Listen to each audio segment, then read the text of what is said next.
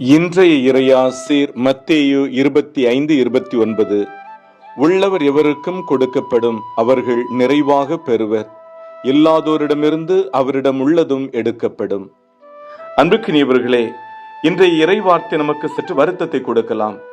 தாலந்து ஊமையின் முடிவில் ஏன் இயேசு இப்படி சொல்கிறார்? இல்லாதவர் என்றோ, கடவுள் எனக்கு எதையுமே கொடுக்கவில்லை என்றோ எவரும் சொல்வதற்கில்லை.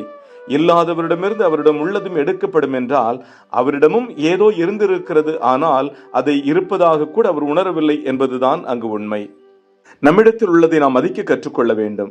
அது உறவாக இருக்கலாம், திறமையாக இருக்கலாம், நபராக இருக்கலாம், நற்குணமாக இருக்கலாம், இயற்கை செல்வமாக இருக்கலாம், நல்ல வசதி வாய்ப்புகள் கடவுள் கொடுத்ததாக இருக்கலாம்.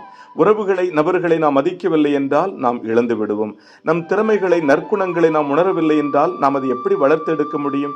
இயற்கை செல்வங்கள், வசதி வாய்ப்புகளை நாம் சரிவர பயன்படுத்தவில்லை என்றால் நமக்குத்தான் இழப்பு. நம்மிடம் இருப்பவற்றை நாம் உணராமல், மதிக்காமல், வளர்க்காமல் இருந்தால் நம்மிடம் இருப்பதும் நிச்சயமாக எடுக்கப்படும் அல்லவா? எல்லாம் வல்ல இறைவன், தந்தை, மகன், தூய ஆவியானவர் இந்த நாள் முழுவதும் உங்களை ஆசிர்வதித்து பாதுகாத்து வழி நடத்துவாராக. ஆமேன்.